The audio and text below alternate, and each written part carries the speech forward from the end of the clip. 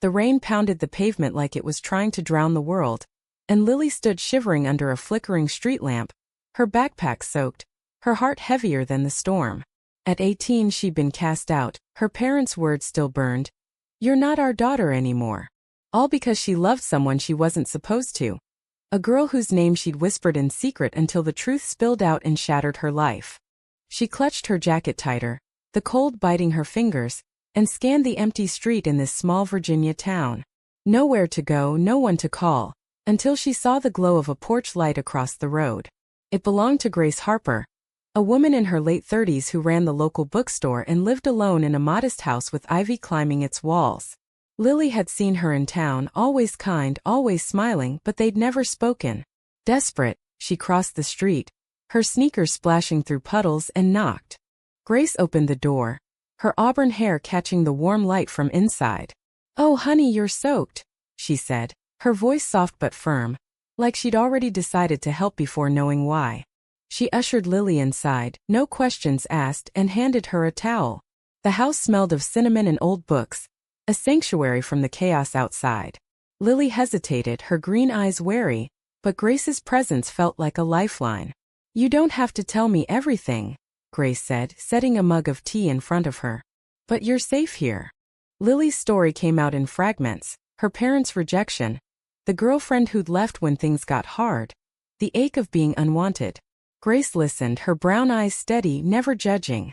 "I know what it's like to feel like you don't belong," she said quietly, her fingers tracing the rim of her mug. She didn't elaborate, but there was a weight to her words, a shared understanding that made Lily's chest loosen for the first time in days. Over the next few weeks, Grace gave Lily a room, a job at the bookstore, and something more intangible: hope. The town of Willow Creek wasn't exactly progressive, and whispers followed them. "Why's Grace taking in that girl? Heard she's one of those." Grace ignored them, standing tall when customers gave her side-eye or when church ladies clutched their pearls. Lily watched her, marveling at her quiet defiance, the way she carried herself like she'd fought battles no one else could see. But living together wasn't easy. Lily was guarded, quick to snap when she felt vulnerable, and Grace, though patient, had her own scars. One night, after Lily accidentally broke a vase in a fit of frustration, she braced for anger. Instead, Grace knelt beside her, picking up the pieces. "It's just a thing," she said softly. "You're more important than things." Lily's throat tightened, and for a moment, their hands brushed as they cleaned up the mess. It was a fleeting touch, but it sent a jolt through Lily, one she didn't dare name. As spring turned to summer, their bond deepened. They'd spend evenings on the porch, Grace reading poetry aloud while Lily sketched in her notebook. Sometimes their laughter filled the air. Sometimes their silences spoke louder. Lily began to notice the way Grace's smile crinkled her eyes, the way her hands moved when she talked about books she loved. She caught herself staring, then looked away, afraid of what it meant. Grace, too, felt something shift, a warmth she hadn't allowed herself to feel in years. But she pushed it down, telling herself Lily was just a kid who needed guidance, not someone to blur the lines with. One evening, as fireflies danced in the yard, Lily confessed she'd always wanted to learn guitar. Grace, surprising her, pulled an old acoustic from the attic. "It was my brother's," she said, her voice catching. "He's gone now, but he'd want it played." She taught Lily the chords, their fingers brushing over the strings, the air between them charged with something unspoken. Lily's heart raced, but fear held her back. Fear of ruining the one safe place she'd found. Fear of Grace rejecting her like everyone else. By the end of summer, Lily was stronger, her sketches filling with color, her laughter less rare. But the town's gossip grew louder, and Grace's bookstore started losing customers. A local pastor even stopped by, concerned about Grace's influence on that troubled girl. Grace stood her ground, but Lily saw the strain in her eyes. Guilt gnawed at her. She'd brought this trouble to Grace's door. One night, she overheard Grace on the phone, defending her to a supplier who'd joined the boycott. "She's family," Grace said fiercely, and Lily's heart swelled and broke at once. The tension came to a head at the town's annual fair. Lily, helping at Grace's bookstall, overheard a group of teens mocking her, calling her names she'd heard too many times before. She froze, the old wounds reopening, but Grace stepped in, her voice calm but steel-edged. You don't get to judge her, she told them loud enough for others to hear. Love doesn't make someone less human. The crowd went silent, and Lily felt a rush of gratitude, and something deeper, something she couldn't ignore anymore. That night, back at the house, Lily found the courage to speak. Why do you do this for me? She asked, her voice trembling. Grace looked at her, the porch light casting shadows on her face. Because you deserve to be seen, she said. And because I care about you. More than I probably should. The words hung between them, heavy with possibility. Lily took a step closer, her breath catching, but before she could speak, Grace turned away, her expression conflicted. Get some rest, she said softly, closing the door on the moment. The moment lingered like a bruise, tender and impossible to ignore. Lily lay awake that night, replaying Grace's words, the way her eyes had softened before she turned away. It was the closest they'd come to naming the pull between them, and it terrified Lily as much as it thrilled her. Days turned into weeks, and the air in the house grew heavy with unspoken truths. Grace was still kind, still patient, but there was a new distance in her smiles, a carefulness in how she moved around Lily. She'd linger at the bookstore late, claiming paperwork, but Lily knew she was avoiding her. The rejection stung, but Lily couldn't blame her. Grace was older, wiser, and probably saw her as a kid with a crush. Still, every brush of their hands, every shared glance, felt like a spark waiting to catch fire. Willow Creek's judgment didn't help. The bookstore's sales plummeted, and Grace started dipping into her savings to keep it afloat. Lily overheard her arguing with the bank about a loan, her voice tight with worry. I'm not giving up, Grace said, but the strain was evident. Lily felt like a burden, her presence a magnet for trouble. She started working extra shifts at the bookstore, shelving books with a ferocity that bordered on obsession, as if she could stock enough novels to save Grace's dream. One afternoon, while sorting through a box of donations, Lily found a worn copy of Orlando by Virginia Woolf. She'd never read it, but Grace had mentioned it once, her eyes lighting up as she described its fluidity, its defiance of norms. Lily started reading, and the story's exploration of identity and love hit her like a revelation. She left the book on Grace's desk with a note. This made me think of you. When Grace found it, she smiled, but there was a sadness in her eyes. You're too young to be this wise, she said, and Lily felt the gap between them widen again. The turning point came in the fall, when a local newspaper ran a story about the controversial bookstore owner and her troubled ward. The article was vicious, painting Grace as reckless and Lily as a runaway with questionable morals. Grace laughed it off in front of Lily, but later, Lily caught her staring out the window, her hands clenched. I'm fine, Grace said when Lily asked, but her voice was brittle. That night, Lily made a decision. She couldn't keep dragging Grace down. She packed her bag, left a note thanking her, and slipped out before dawn. The road was cold and lonely, but Lily told herself it was for the best. She hitchhiked to Richmond, found a cheap room, and got a job at a diner. Every night she sketched Grace's face, her hands, the porch where they'd shared so many evenings. The drawings were her way of holding on, even as she tried to let go.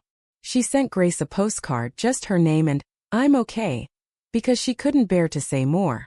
Grace, meanwhile, was unraveling. The bookstore was her life, but without Lily it felt empty.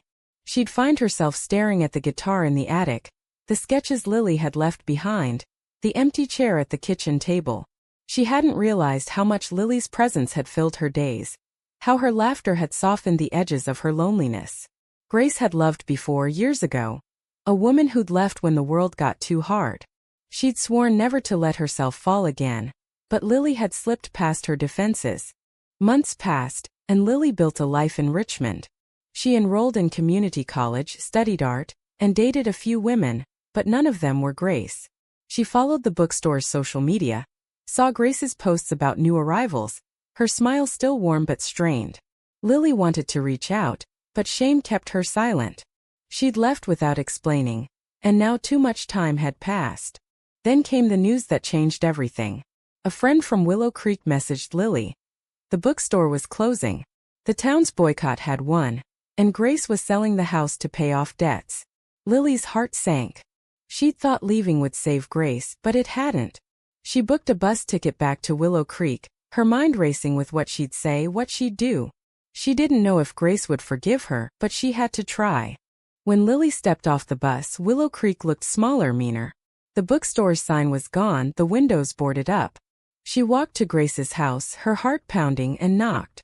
Grace opened the door, and for a moment they just stared.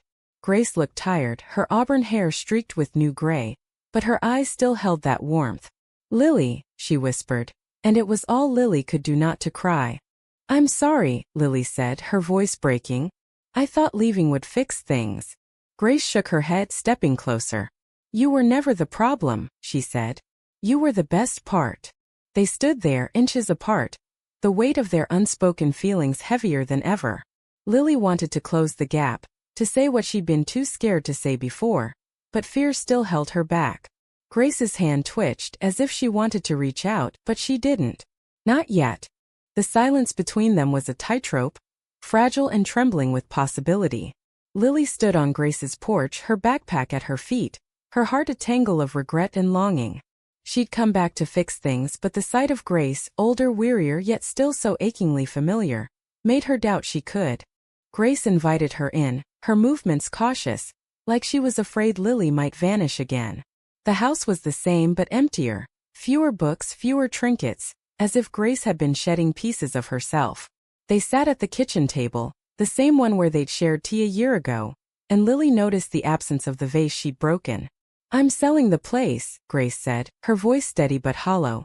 "The bookstore's gone. Couldn't keep up." Lily's guilt was a knife in her chest. "I should have stayed," she said. "I thought I was helping, but I just made it worse." Grace shook her head, her eyes softening. "You were a kid, Lily. You did what you thought was right." But her words didn't erase the pain in her expression, the kind that came from months of carrying too much alone. They talked for hours, the conversation weaving through apologies and memories. Lily told Grace about Richmond, her art classes, the sketches she couldn't stop drawing. Grace listened, her fingers tracing patterns on the table, and admitted she'd kept every postcard Lily sent. "I missed you," Grace said, the words slipping out like a confession. Lily's breath caught, and she reached for Grace's hand, but Grace pulled back, her face conflicted. "We can't," she said, almost to herself. "You're still so young." "I'm not a kid anymore," Lily said, her voice firm. She was 19 now, her green eyes sharper, her shoulders straighter. She'd grown into herself, but the feelings she'd carried for Grace hadn't faded. They'd only deepened. Grace looked away, her jaw tight. "I'm nearly 40, Lily. And this town, they've already taken so much from me." The next few days were a delicate dance. Lily stayed in the guest room, helping Grace pack up the house. They worked side by side, their silences filled with the hum of what they wouldn't say. Lily caught Grace watching her sometimes, her eyes lingering before she turned away. One afternoon, while sorting through old photos, Lily found one of Grace and a woman with dark hair, their arms around each other, smiling. "Who's this?" Lily asked, her voice soft. Grace's face tightened. "Clara," she said. "We were together a long time ago. She left when her family found out." The words were clipped, but the pain in them was raw. Lily understood then. Grace wasn't just scared of their age gap or the town's judgment. She was scared of losing someone again. Lily set the photo down and took Grace's hand, this time refusing to let go. "I'm not her," she said. "And I'm not leaving again." That night, a storm rolled in, the kind that rattled windows and made the world feel small. They sat on the couch, a blanket draped over them, and Lily felt the weight of the moment. She turned to Grace, her heart pounding. "I love you," she said, the words spilling out before she could stop them. Grace froze, her eyes wide, but Lily pressed on. "I've loved you since that first summer, and I know it's complicated, but I don't care. I want to be with you." Grace's breath hitched, and for a moment Lily thought she'd pull away again. But then Grace leaned forward, her hand cupping Lily's face, and kissed her. It was soft, tentative, but it carried years of longing, fear, and hope. When they pulled apart, Grace's eyes were wet. "I love you too," she whispered. "But it's not simple." Lily nodded, her heart soaring despite the warning. She knew it wouldn't be easy, but for the first time, she felt like they were on the same side of the fight. The town noticed their closeness, and the whispers started again. Grace's realtor warned her that rumors were scaring off buyers, but Grace just shrugged. Let them talk, she said, her voice stronger than it had been in months. Lily, too, felt a fire growing inside her. She'd spent her life running from judgment, but with Grace she wanted to stand and fight. They decided to leave Willow Creek. Grace had always dreamed of opening a bookstore in a bigger city, somewhere more accepting. Lily, with her art degree in progress, could transfer her credits. They chose Portland, Oregon, a place known for its vibrancy, its openness. It wasn't just a fresh start. It was a chance to build something together. As they packed the last of Grace's things, Lily felt a mix of fear and excitement. They were taking a risk, but it was theirs to take. Portland was a kaleidoscope of color and noise, a far cry from Willow Creek's stifling quiet. Grace and Lily arrived in the fall, their car packed with books, sketches, and the guitar that had become their shared talisman. The city felt like a promise, a place where they could be themselves without looking over their shoulders. They found a small apartment above a coffee shop, the kind with creaky floors and windows that let in too much light. Grace used the last of her savings to lease a storefront for a new bookstore, naming it Haven. Lily helped paint the walls, her artist's touch turning the space into a warm, inviting refuge. They worked late into the nights, shelving books and hanging fairy lights, their laughter mingling with the hum of the city outside. Every touch, every shared glance, felt like a step toward something real. But love, even in a city like Portland, wasn't a shield against the world. Grace struggled to get the bookstore off the ground. Permits, loans, and competition from bigger stores kept her up at night. Lily, balancing college and a part-time job at Haven, saw the worry lines deepen on Grace's face. She tried to help, taking on marketing, designing flyers, even sketching a mural for the storefront. But money was tight, and Grace's optimism sometimes faltered. What if this was a mistake? She asked one night, staring at a stack of unpaid bills. Their relationship deepened, but it wasn't without challenges. The age gap weighed on Grace, especially when Lily's college friends came around, their youth a reminder of the years between them. Lily, meanwhile, grappled with her own insecurities. She'd never been in a relationship this serious, and the intensity of her feelings for Grace scared her. They argued sometimes over small things like dishes or bigger things like money, but they always found their way back to each other. One night, after a fight about Grace working too much, Lily played a song she'd written on the guitar, her voice soft and raw.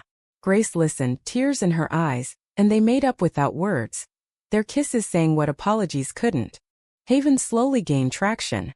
Word spread about the cozy bookstore with the mural of books and stars, run by two women who welcomed everyone. They hosted open mic nights, book clubs, even a support group for queer youth. Lily saw herself in the teens who came, their eyes wary but hopeful, and she made a point to listen, to offer the kindness Grace had given her. Grace watched her, pride and love mingling in her expression. "You're so much stronger than you know," she told Lily one night, and Lily believed her. But the past wasn't done with them. A letter arrived from Willow Creek, forwarded by Grace's old realtor. It was from Lily's parents asking to reconnect. Lily stared at the envelope, her hands shaking. She hadn't spoken to them in years, hadn't wanted to. Grace sat with her, not pushing, just there. "You don't have to decide now," she said. "But whatever you choose, I'm here." Lily tucked the letter away, unsure if she'd ever open it, but grateful for Grace's steady presence. As Haven grew, so did their dreams. Lily started selling her art, her sketches of Portland streets and Grace's quiet moments catching attention online. Grace began writing a memoir, pouring her heart into stories of loss, love, and resilience. They talked about the future, maybe a bigger bookstore, maybe a house of their own. But for now they had each other, and that was enough. One evening at an open mic night, Lily took the stage. She'd been practicing in secret, and when she played her guitar, her voice filled the room with a song about finding home in someone else's heart. Grace stood in the back, her eyes shining, and when Lily finished, the crowd erupted. Grace pulled her into a hug, whispering, "I'm so proud of you." It was a moment of triumph, not just for Lily but for them. A testament to the life they were building piece by piece. 5 years later, Haven was more than a bookstore, it was a beacon. Portland's queer community embraced it, and tourists came for the mural, the open mics, the feeling of belonging. Grace and Lily had grown into their life together, their love a steady flame that warmed everyone around them. But the past has a way of knocking, and when it did, it shook their world. Lily, now 24, had become a rising artist. Her work featured in local galleries. Grace, nearing 45, had published her memoir, a quiet hit that told of her journey from Willow Creek to Portland, with Lily woven into every page. They'd bought a small house, filled it with books and art, and adopted a scruffy dog named Wolf. Life wasn't perfect, money was still tight, and they argued over silly things like who forgot to buy coffee, but it was theirs, hard-won and beautiful. The letter from Lily's parents had stayed unopened, tucked in a drawer. But one day a familiar face appeared at Haven's door. Lily's mother, older now, her eyes nervous. Lily froze, her heart pounding, but Grace squeezed her hand, grounding her. "I'll be right here," she whispered. Lily nodded and faced her mother, the woman who'd once thrown her out. "I'm sorry," her mother said, her voice breaking. She spoke of regret, of years spent wrestling with her beliefs, of a father too stubborn to come but softening in his own way. Lily listened, her emotions a storm. Anger, hurt, but also a flicker of hope. She didn't forgive, not fully, but she agreed to talk, to try. Grace stood by her, a quiet pillar, and when her mother left, Lily collapsed into her arms, sobbing. "You didn't need them to be whole," Grace said. "But you're strong enough to let them try." The real shock came a year later, when Willow Creek invited Grace and Lily back for a town festival. The new mayor, a younger woman with progressive ideas, had read Grace's memoir and wanted to honor them for their courage. Lily laughed when she saw the letter, thinking it was a joke, but Grace saw something else, a chance to show the town what they'd built.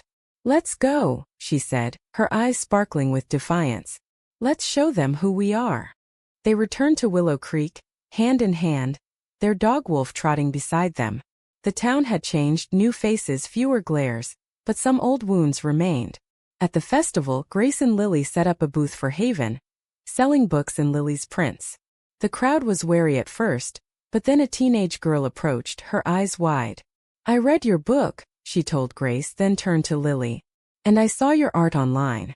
You made me feel like I could be okay." Lily's throat tightened, and she hugged the girl, seeing her younger self in those eyes. The festival's climax was a speech from the mayor, who introduced Grace and Lily as heroes of resilience. The crowd was mixed, some clapped, some whispered, but when Lily took the stage, her voice was steady. She spoke of being thrown out, of finding home in Grace, of building a life where love was the foundation. She ended with a song, the same one she'd played at Haven, and Grace joined her, their voices blending in a harmony that silenced the doubters. As they drove back to Portland, Lily looked at Grace, her heart full. "We did it," she said. Grace smiled, her hand resting on Lily's. "We did more than that. We showed them what love can do." Their story wasn't just theirs anymore. It was a light for others, a reminder that even in the darkest moments, there's a way forward. Together, they turned pain into purpose, and that was the greatest shock of all. Thank you for listening. Like and subscribe to get notifications about next videos.